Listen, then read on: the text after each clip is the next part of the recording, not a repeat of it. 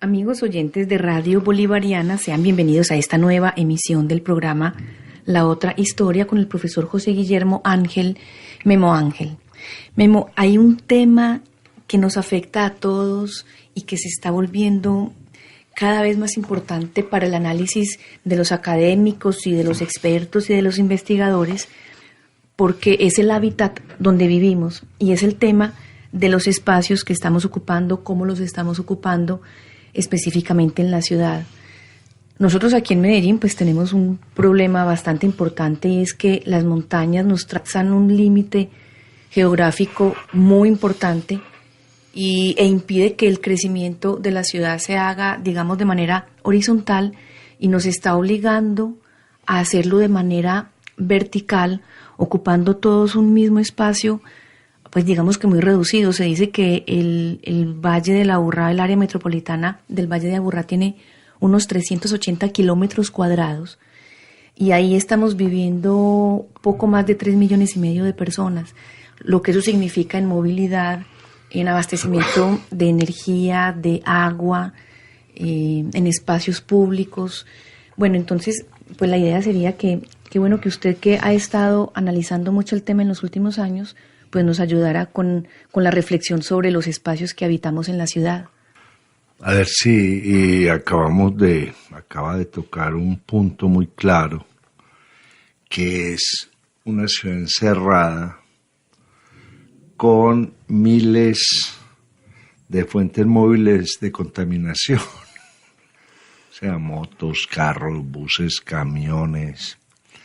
Cada vez es más fatigoso llegar a un lugar, porque el sitio que habitamos está sobrepoblado, está institucionalmente muy afectado.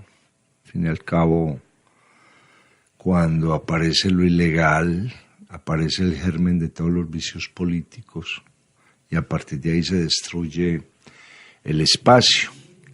A ver, cuando nosotros hablamos de los espacios que habitamos, tenemos que recurrir a dos términos pues, que se están manejando mucho hoy en día, que son el genotipo y el fenotipo.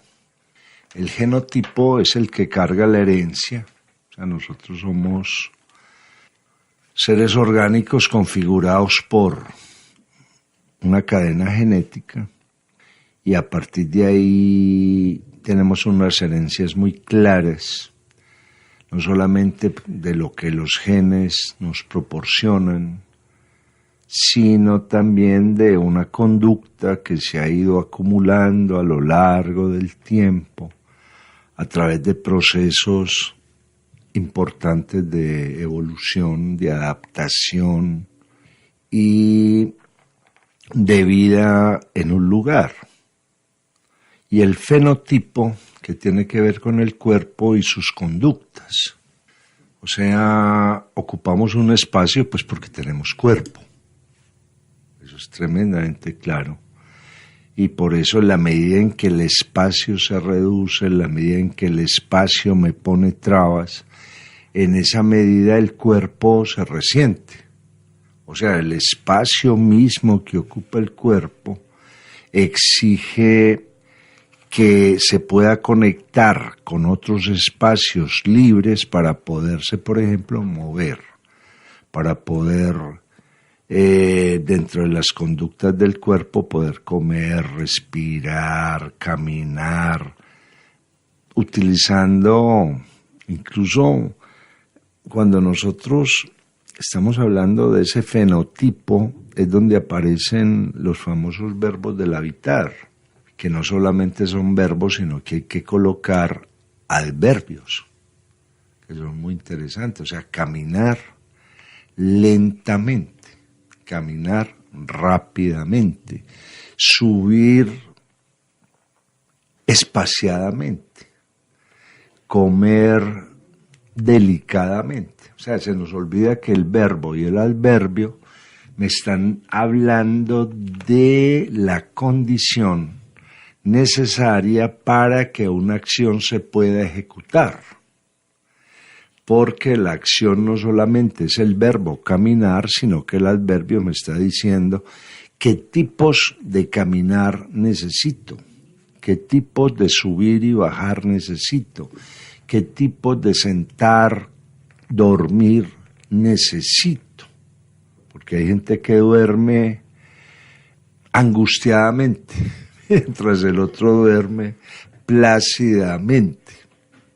Esos adverbios que los odia Gabriel García Márquez, porque él es muy amigo más de los adjetivos que del adverbio. El adverbio realmente es el que me le está diciendo a la acción que es ¿Cómo se está realizando? el movimiento que ejecuta esa acción. Y cuál es la espacialidad que registra o necesita esa acción.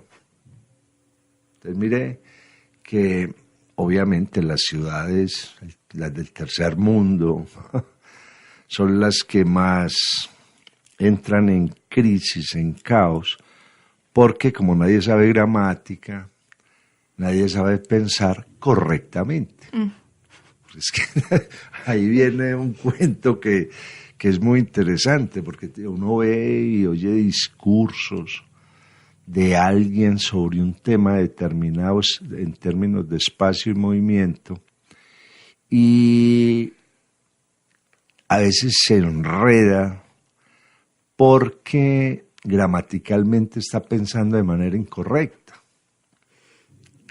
Ahí viene un problema, es que la diferencia con el tercer mundo, entre el tercer mundo y el primer mundo, es que en el primer mundo la gente piensa de manera ordenada, piensa gramaticalmente, en tanto que nosotros, que no solamente desechamos la gramática y no la misma ortografía, porque vamos a escribir de una manera diferente a como pronunciamos, ya eso es una contradicción. Claro. Entonces yo no puedo decir Asia y escribir Asia, porque son dos cosas muy distintas, muy diferentes, y eso ya está implicando errores en la espacialidad.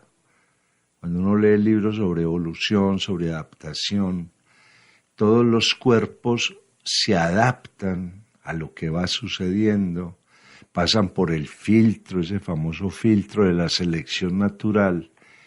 Los que atraviesan el filtro son los gramaticalmente más correctos. El resto no es capaz de atravesar el filtro. Y por eso la misma naturaleza se dedica como a seleccionar, en términos de organismos, los gramaticalmente más correctos. O sea, que hay un asunto que es muy interesante. A ver, cuando nosotros hablamos de los espacios, entonces estamos hablando del cuerpo y las conductas que asimila el cuerpo. El espacio básico que nos queda en este momento, al nivel que nos lleva la historia, es el espacio urbano. Es decir, nadie desecha como el mejor espacio, no un espacio libre, lleno de árboles, porque vivir en la selva es muy difícil, a menos de que yo me lleve un espacio urbano para la selva. Vivir en el campo es muy complicado, a menos de que yo me lleve espacios urbanos para el campo.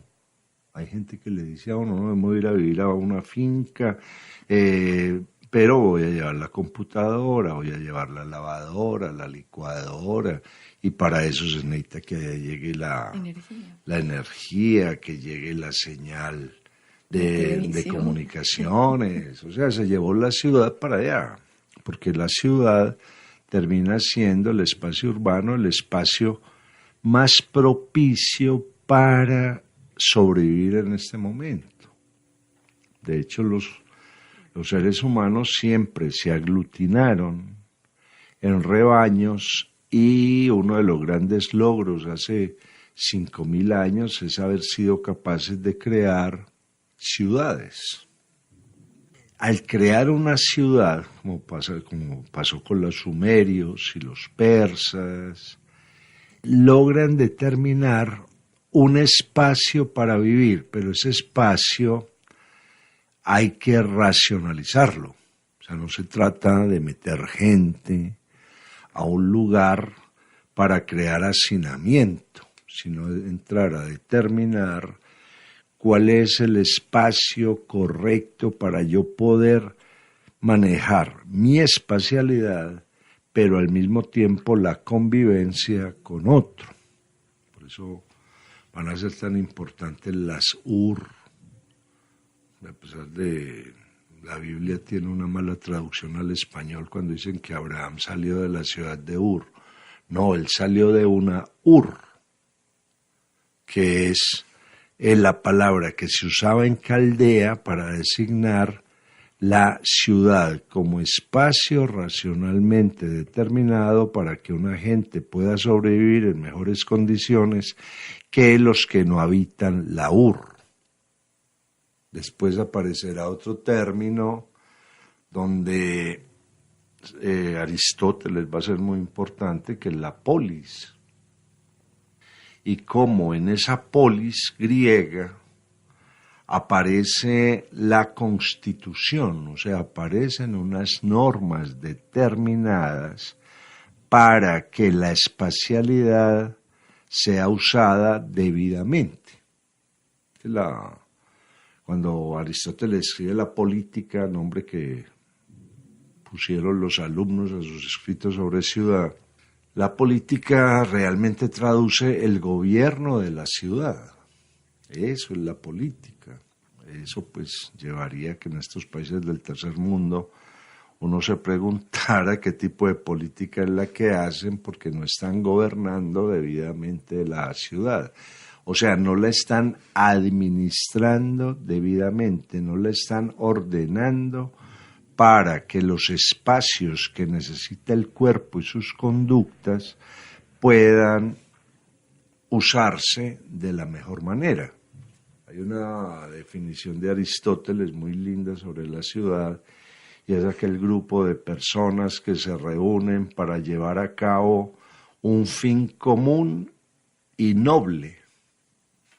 O sea, un fin mejor que lo que podrían alcanzar por fuera de la ciudad.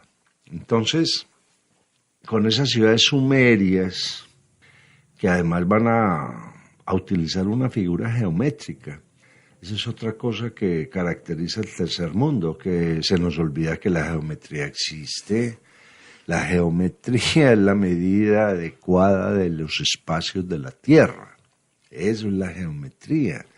Geos, metros, medir la Tierra. ¿Y para qué se mide la Tierra? Para encontrar en esa superficie los espacios debidos para que no hayan confusiones en el momento en que el hombre o el cuerpo y sus conductas se desplaza por esa superficie. Aquí hay una cosa que es muy interesante. A ver, en el siglo XVII, Galileo, Newton van a volver a recuperar y ya a cientificar el término mecánica. Es el siglo de la mecánica, o sea, el siglo del movimiento, que es muy interesante. Por eso la mecánica y la física, que es la que va a ser parte del entendimiento de ese siglo, cómo entender la física, casi que se va a ceñir primero a la dinámica y a la estática, o sea, dónde me quedo quieto y dónde me puedo mover. Y esa espacialidad de la que hace uso la geometría va a indicar que en ese espacio se puede dar un movimiento y un reposo, y que ese movimiento y ese reposo le van a permitir al cuerpo ejecutar sus conductas.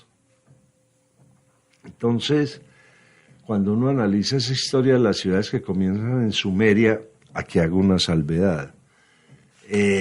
seguramente hubo ciudades en la India, seguramente hubo ciudades en China, pero para entender los espacios, primero tenemos que hacer una arqueología real de los espacios hechos. De los espacios sumerios se han encontrado cómo eran las calles, cómo eran los edificios, los datos mismos que va a dar la Biblia cuando habla de la Torre de Babel, que era un zigurat, un edificio de 7 pisos, el nombre de la Tierra, el Sol, la Luna, Marte, Mercurio, Venus, Saturno, Júpiter. O sea que hay más evidencias. Hay más evidencias y es una cosa muy interesante, que lo hemos dicho de pronto en algunos de estos programas. Cuando se hace un zigurat, que es una espacialidad en nombre de las luminarias que aparecen en la Tierra, de las primeras que se determinan, ahí lo que se está indicando es que uno de los espacios más necesarios para habitar es mirar al cielo. Claro, porque es que en el cielo aparece la geometría. En el cielo la geometría, como después va a decir Spinoza, Descartes, Leibniz, vamos a encontrar las ideas idóneas, que es lo que nos hace racionales. Porque el espacio geométrico, al volverme racional, al encontrar la mejor posibilidad, me vuelve no solo racional, sino inteligente. O sea, uno cuando analiza todos los problemas urbanos se va dando cuenta de que estamos viendo lo peor, pensando lo peor, construimos a veces de manera peligrosa, porque construimos con base en lo peor. En tanto que yo me vuelvo racional cuando tengo ideas idóneas, cuando soy capaz de pensar lo mejor, cuando soy capaz de mejorar lo que hay acá, y eso fue lo que permitió el cielo, permitió hacer líneas rectas, esferas, triángulos, conos, paralelípedos, bueno, las figuras que se quieran.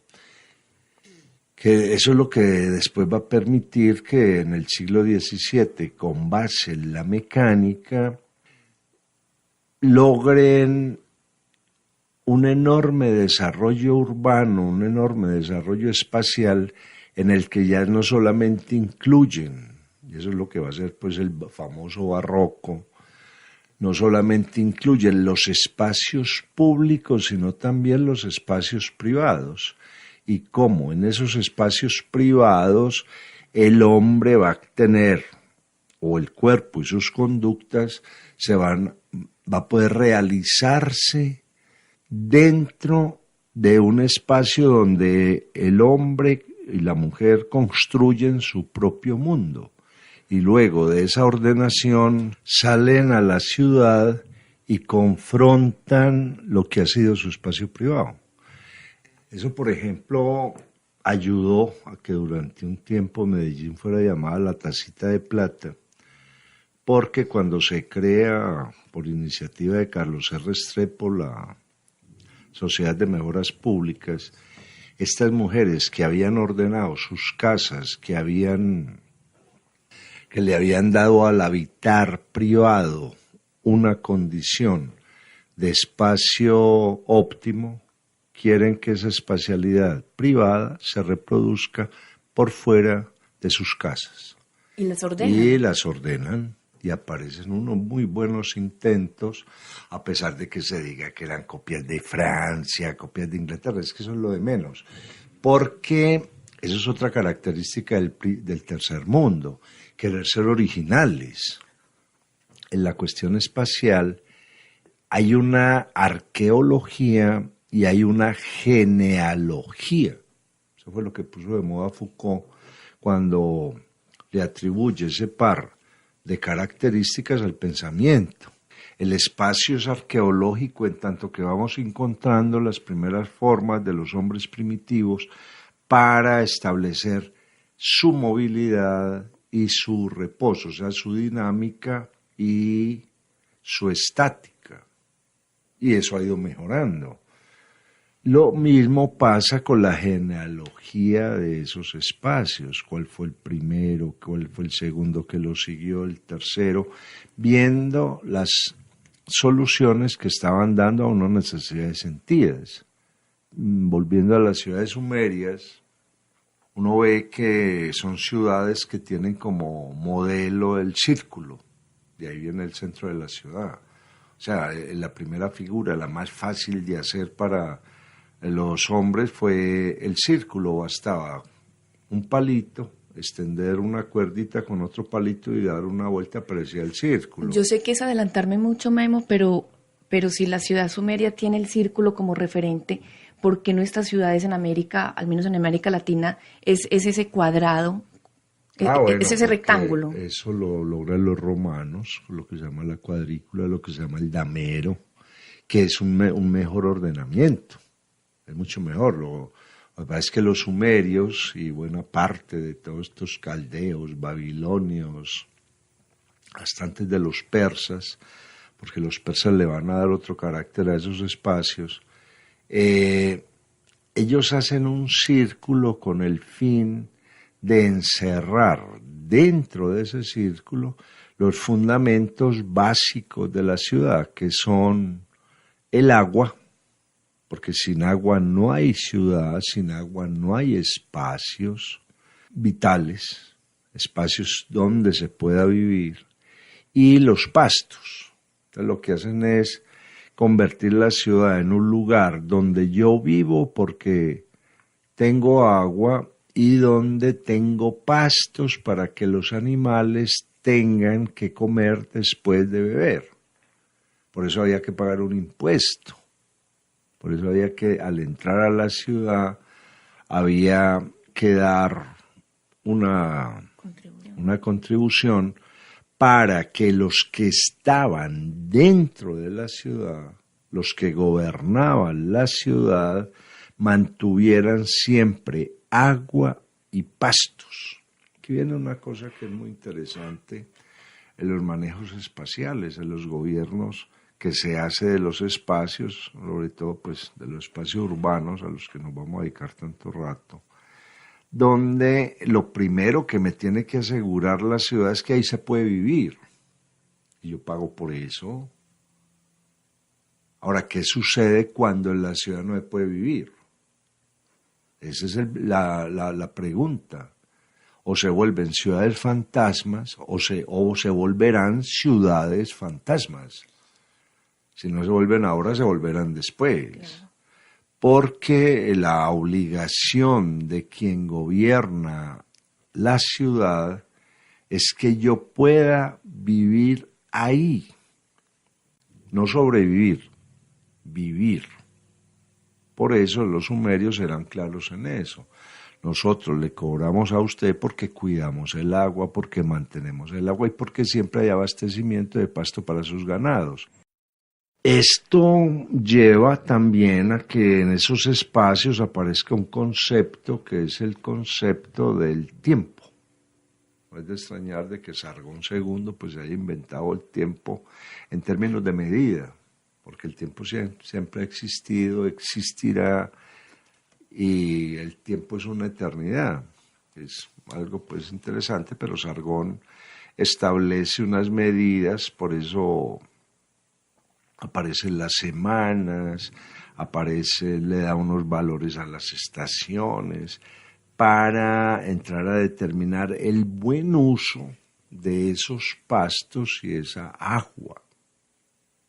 Es que lo primero que se hace con el espacio es ordenarlo y mesurar que ahí se pueda seguir viviendo en la medida en que mis necesidades son reguladas por lo que el tiempo abastece. En ese caso, pues los pastos crecían, había que cortarlos, había momentos donde el agua era más abundante, otros momentos donde el agua era más escasa, etcétera, que pues en términos de Edgar Morin, es como la parte trágica que estamos viviendo en este momento, y es como hay ciudades que consumen 100 o 200 veces más que otras ciudades del mismo tamaño, o las ciudades occidentales.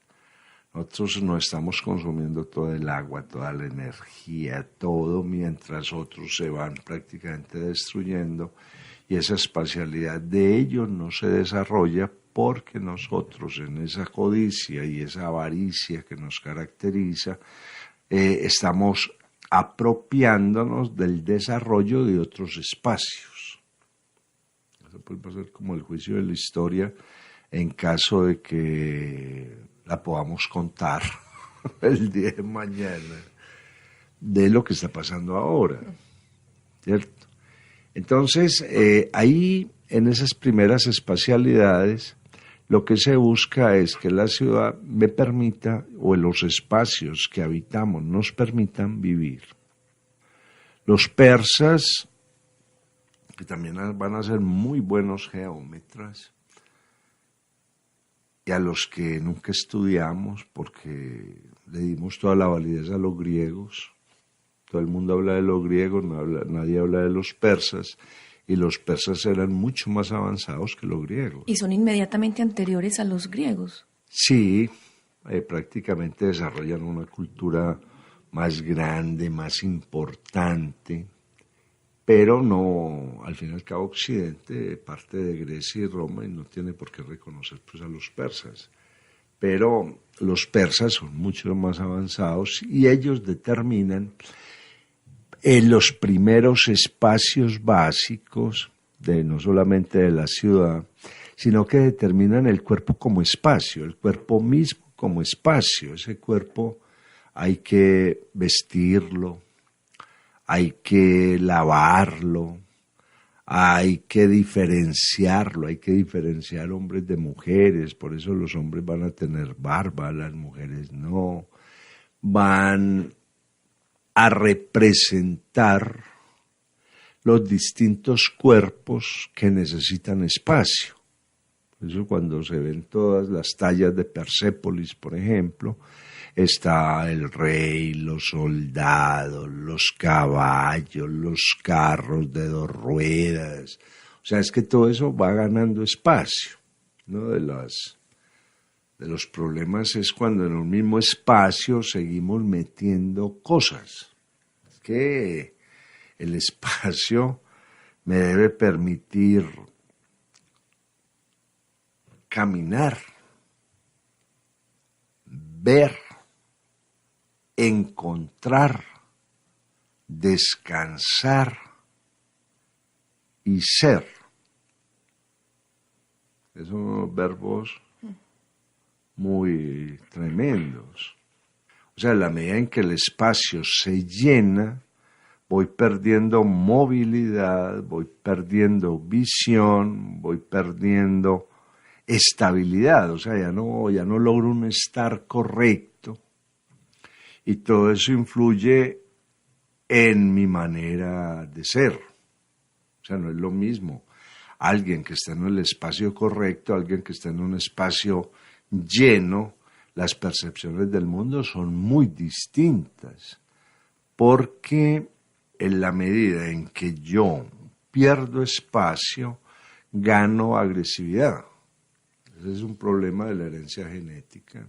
Ese es uno de los problemas graves, que nosotros aquí, por ejemplo, en América Latina no censamos las ciudades, cuántas personas pueden haber ahí, y no pueden haber más, porque o si no se van a empezar a generar problemas.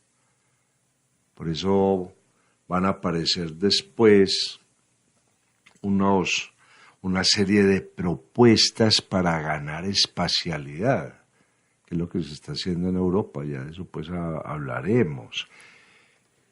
Entonces aparece esa polis que tiene normas, porque los espacios hay que normatizarlos. Si el espacio no se normatiza, se destruye. Eso lo enseña simple y llanamente la física.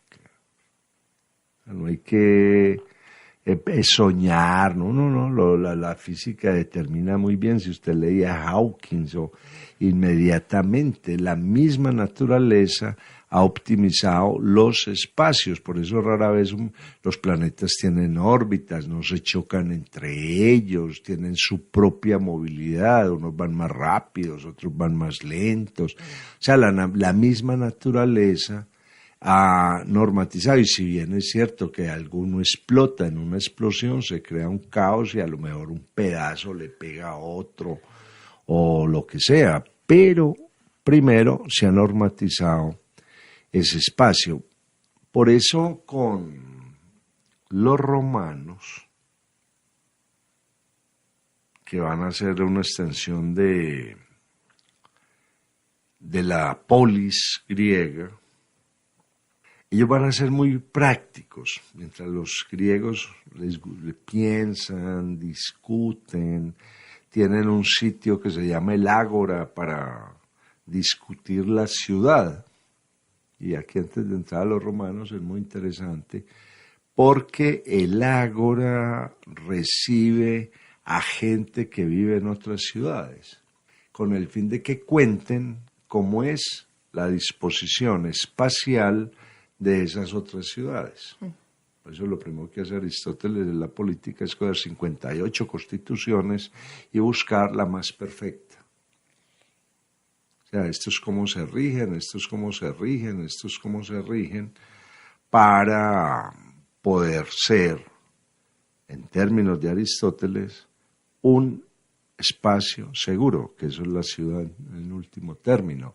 Ahora, si la ciudad pierde seguridad, deja ya de ser espacialmente habitable. Entonces comenzamos con que los romanos son prácticos, son ingenieros. Los romanos van a desarrollar de manera muy clara el derecho. Ahí puede estar Cicerón, sus discusiones con Julio César, con Catilina, bueno, todo eso, todo ese desorden romano que se da con la dictadura de Mario y Sila, las peleas, las guerras civiles, la dictadura de Sila, Mario que lo quiere tumbar, es una lucha entre la civilización y la barbarie. Bueno, hay mucha tela para cortar con ese par de personajes. Aparece el derecho que tiene que ver con la ciudad, o sea, con la disposición de lo espacial, con la contratación, el uso de unos bienes que van a ocupar un espacio. Por eso la palabra civitas, de donde viene la palabra ciudad, es la misma raíz para civil, lo que tiene que ver con la ciudad, por eso hay un derecho civil, hay una ingeniería civil que tiene que ver con la construcción de ciudades y de unir una ciudad con otra. Aparece la civilización. Por eso nosotros cuando entramos a determinar si hay una cultura entre los mayas, nos cuesta mucho, porque apenas estamos interpretando ellos cómo pensaban, qué hacían. Lo que sí sabemos es de su civilización, porque dejaron ciudades hechas, construidas. Entonces con los romanos aparece el damero, aparece la retícula. Medellín tiene una parte reticulada al occidente muy interesante, que eso es lo que hace que la gente encuentre direcciones rápidamente. A ver, en el uso de los espacios, en la antigüedad, que son válidos hoy en día, porque, como digo, esto es una genealogía. Las ciudades y los espacios se van construyendo y se van mejorando. Los persas son los primeros que crean barrios por oficios. El barrio de los textileros, el barrio de los fundidores, el barrio de los ceramistas, el barrio de los alfareros, dotándole al barrio una identidad por oficio. Y todavía en Medellín podríamos hablar de Barrio Triste, tiene un oficio. Había una calle, creo que todavía sigue siendo igual, que la calle de las ópticas, en la calle Sucre, había un barrio de artesanos, que se llama el Camellón de Guanteros. Entonces esa idea de los persas de usar un espacio por oficio era porque utilizaban las ventajas comparativas de ese lugar para que el oficio se pudiera realizar debidamente. Entonces, donde estaban los teñidores, por ahí pasaba primero el agua que por el barrio de los alfareros, porque había que lavar esas telas y no se podían manchar. Ahora, los alfareros necesitaban agua y barro, y con agua y barro, como viniera, no había tanto problema. Optimizar económicamente un espacio, porque es que al fin y al cabo los espacios están hechos para el cuerpo y sus conductas, pero una de las conductas del cuerpo es ser una entidad económica, una entidad de producción, y al mismo tiempo una entidad de intercambios.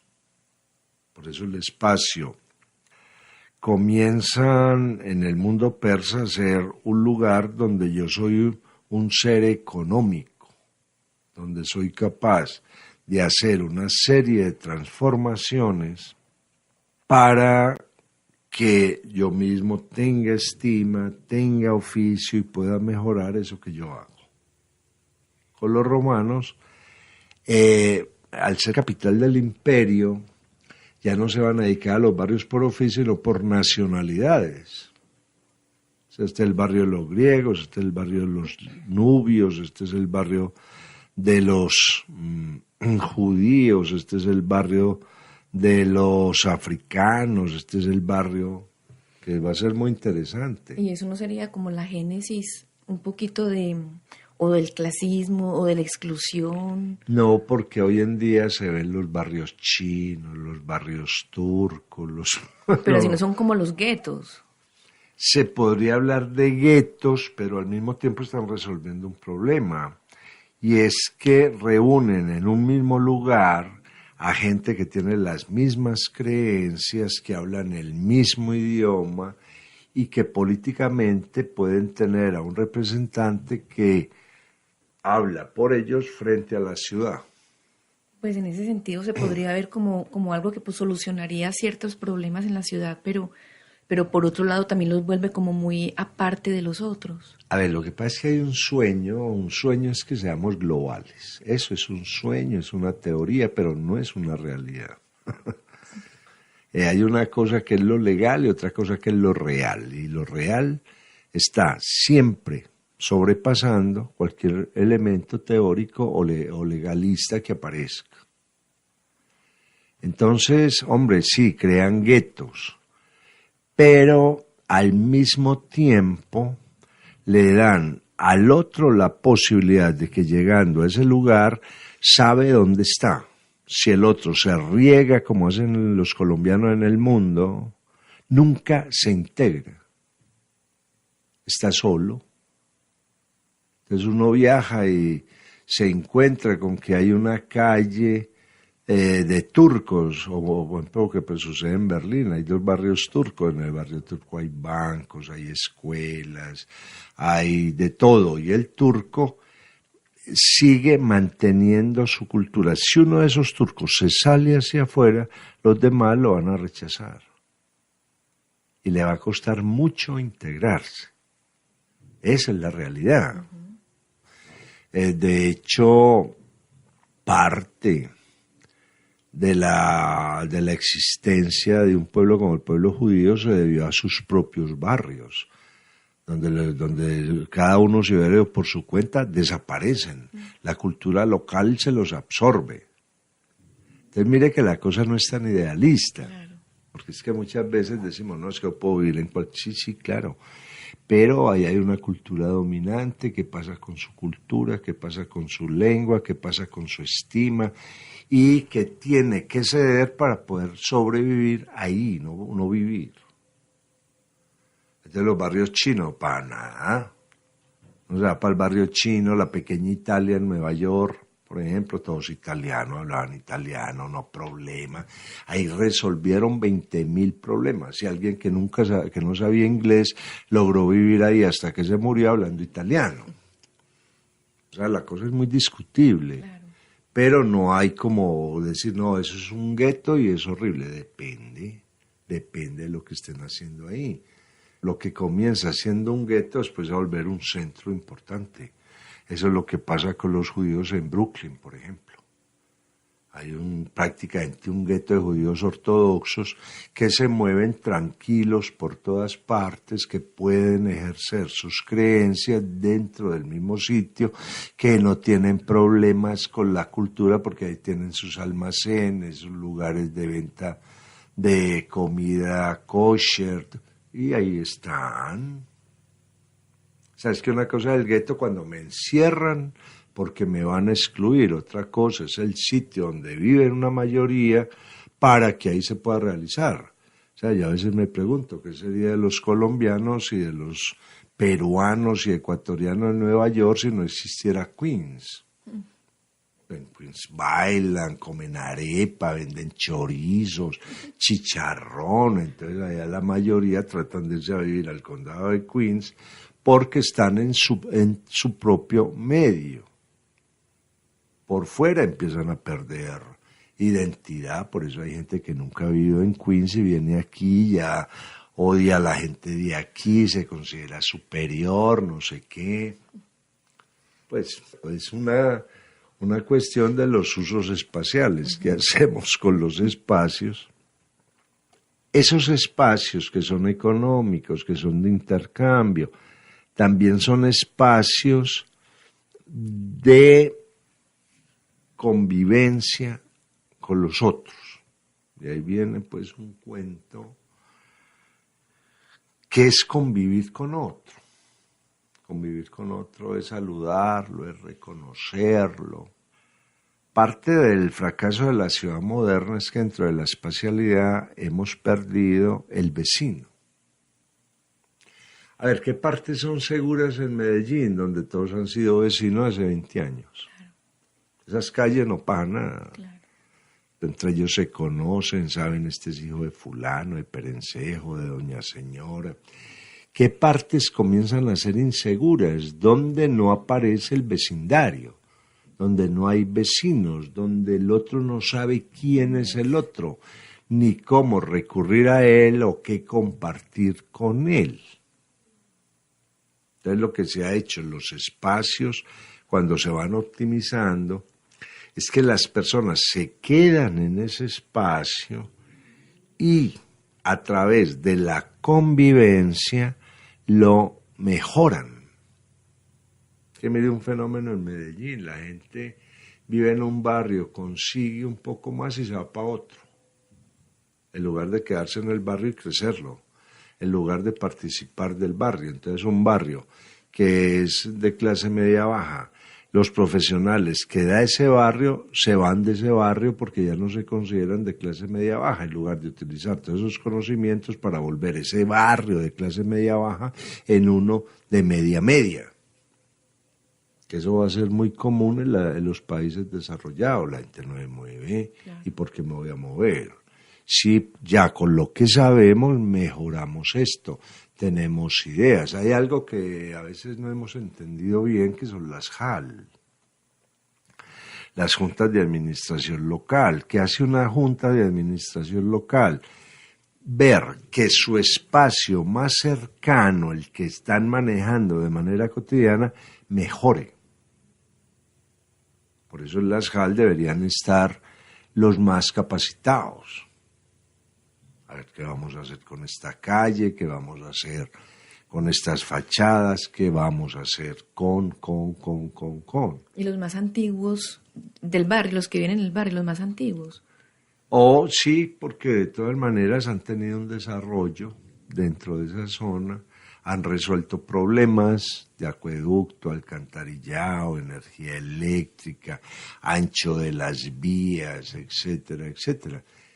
Los barrios argentinos, excepción hechos de las villas miseria en Buenos Aires, por ejemplo, se caracterizan porque esa espacialidad del barrio gira en torno al club del barrio.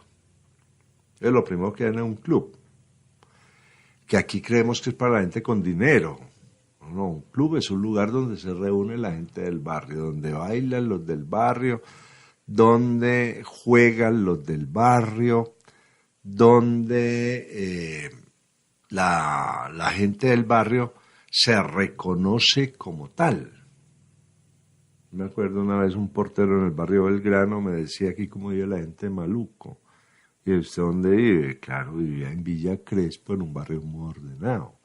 Un barrio que no es un barrio de clase media, media baja más bien, pero tienen el club, tienen la cancha de fútbol, tienen las canchas de tenis. No es de extrañar que los tenistas argentinos sean tan buenos, porque salen del club del barrio. Y que tenga tantos equipos de fútbol profesionales y, claro, el club del barrio. Es que escoger un espacio y optimizarlo con gente que se queda viviendo en él.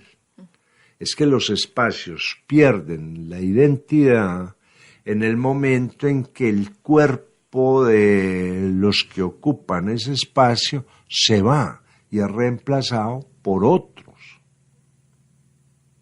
Ahí hay un problema, eso ya lo decía un escritor alemán que se llama Wilhelm Sebald, en una novela muy linda, Austerlitz. ¿Qué pasa cuando un edificio que se diseñó para una cosa es ocupado después por otros que no pertenecen a la esencia del diseño que tuvo en primera instancia? Eso fue lo que pasó en Rusia con el Partido Comunista, que empezó a repartir casas. Usted vive en esta habitación, en esta otra, y todo eso se volvió una cosa terrible, porque se usó la espacialidad con otros fines. Entonces, cuando estamos hablando de esos espacios, hay como tres cosas fundamentales. Lo primero, el espacio es para qué. Eso es para estar ahí parado, eso tiene un uso. Ese espacio, al saber para qué, implica que yo sepa en qué consiste el espacio, la historia del espacio, o sea, prácticamente la arqueología y la genealogía de ese espacio.